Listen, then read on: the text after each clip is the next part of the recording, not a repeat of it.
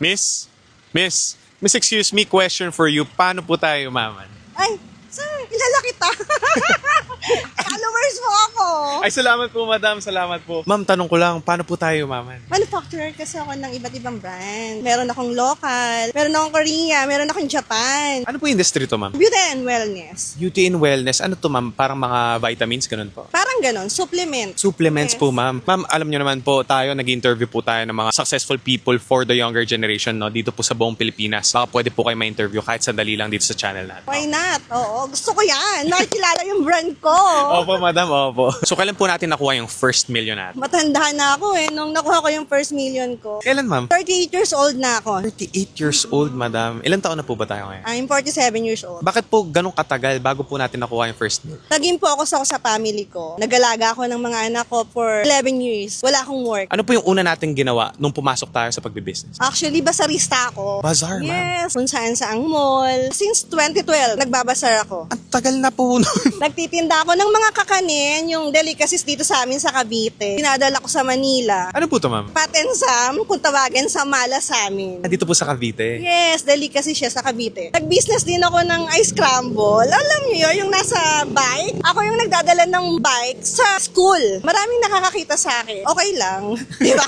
Okay lang po, ma'am, di ba? Ganun po talaga, makikita natin yung dugo ng hustle natin. No? Pero tanong ko lang, ma'am, ang dami po nating pinasok na industry. Pero ano po yung drive natin kung bakit natin pinupush pa to? Dahil sa pamilya ko. Ako yung breadwinner sa amin. Ako yung panganay. Maagang nawala ang tatay ko. Since wala naman akong work, naman ako pwedeng umasa lang sa husband ko dahil pinagkakasya lang namin yung kita niya. Pulis ang husband ko. Adapt to survival na po yung ginagawa natin. Yes, oo, yes. Pero ma'am, tanong ko lang, ang dami po ng business na pinasok natin, no? As a housewife, parang mahirap po makakuha ng puhunan, no? Saan po natin nakukuha yung puhunan natin? Nag-loan ng husband ko, di ba pulis siya? Yun ang pinakamadaling way para makapangutang kami. Kasi madali po ma-approve pag pulis po yung Yes, asawa. oo. Automatic, kinakaltas yun sa sweldo nila, di ba? Kaya nakakapag-business ako kung ano yung gusto kong i-business until dumating na yung time na wala nang natira sa sweldo niya kasi sagad na siya sa loan. Dumating na rin yung time na nakuha ng exam ang mga anak ko. Puro promissory note yung binibigay ko. Grabe, naiiyak ako. Ginawa natin lahat, ma'am. Nangutang pa po tayo. Kahit wala tayong puhunan, no? Maumpisahan lang yung pagbibusiness natin. Ang goal ko, mapagtapos ko ng pag-aaral lahat ng anak ko. Yun lang, kontento na ako until dumating yung online. May online world pala na hindi ko alam. Tiningnan ko lang, chinek ko lang kung ano yung mga product na inibenta nila. Bakit ang yayaman nila?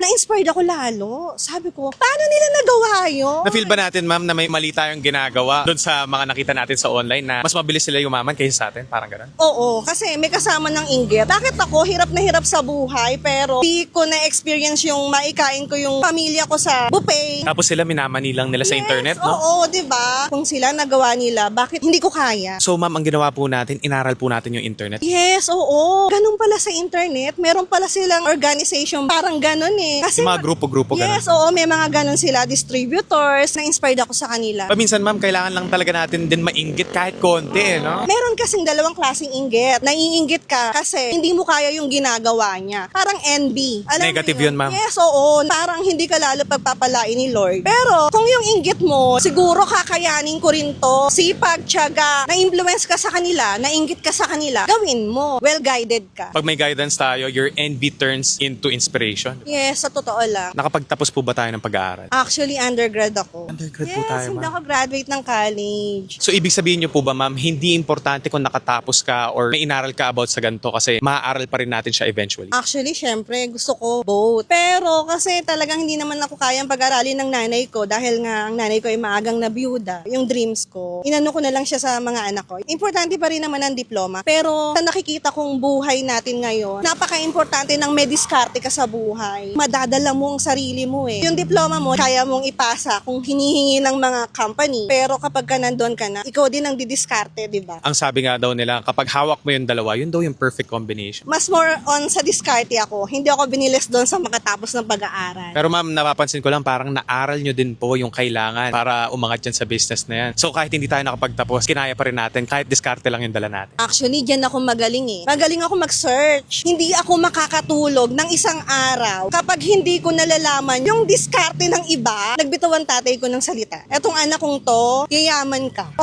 Yun ang sabi ng tatay ko. Kasi metaling daw ako sa ano. Ayan, napapayak na naman ako. Parang yun yung pinanghahawakan ko para lumaban pa sa buhay. Yayaman daw ako. Hindi ko naman alam kung paano. Wala naman kaming pera, wala naman akong pinag-aralan. Saan ako kukuha ng yaman? Pero napipil ko, binibigyan ako ni Lord ng chance. Wala nang mas magaganda pang motivation kaysa sa boses talaga ng sarili nating tatay. Feeling ko sobrang proud ng tatay mo sa'yo ngayon. Ay oo, napipil ko. Sobrang saya niya sa nakikita niya sa akin ngayon. Yun yung pinagpapasalamat ko kay Lord kasi pina-experience niya sa akin to habang nabubuhay pa ako. Kailangan ko na lang ingatan yung sarili ko. Kaya naman nagawa ko ng product para hindi lang sarili ko at hindi lang pamilya ko ang kaya kong ingatan. Kung madidiscover lang talaga nila kung gaano kahalaga ang health, the oral drip yung maitutulong sa kanila. Hindi sila manghihinayang mag-invest sa health nila. Oral drip, parang first time to dito sa Pilipinas ha. Kayo po ba'y nauna dito? First in the Philippine history ang the oral drip. Wala pang nakakapasok sa atin na ganyan ang variant ng glutathione. Sa atin, mga capsule, tablet. Alam niyo yung tinutusok, yung IV drip? Apo, madam. Adik ako dyan before. Totoo naman na nakaka-detox siya. So, dyan ako na-inspired. Bakit hindi ako gumawa ng isang product na same effect, mas gandahan ko yung benefits? Grabe yun, madam. Kayo po pala yung gumagawa ng mga ganito. Yes. May manufacturing po kami sa Nagoya. Sa Japan po. Yes, oo. Ano po yung tsura nun, ma'am? Paano po siya tinitake? Meron akong dala. Sige nga po. Sige. Sa one box kasi, may 8 ampules ang laman. Tinitake siya daily. Iniinom na yan straight, yes, madam? Yes, straight. Iniinom siya straight. Next question naman po, madam. Ay, matagal pa ba? May meeting kasi ako sa taas. Ay, may meeting po kayo. Last question na lang po, madam. Any advice po for the younger generation or sa mga viewers natin? Final advice na lang. Ingatan nila ang sarili nila. Kahit gaano pa kadami ang pera mo, bumigay naman ang katawan mo, hindi mo na siya mapapakinabangan. Yung lifestyle natin, baguhin na natin. Sayang, ang tatalino pa naman ng mga younger generation ngayon. Magpi-50s na ako. Yung drive ko, parang nasa 20s pa rin kasi na-inspired ako sa mga Gen Z.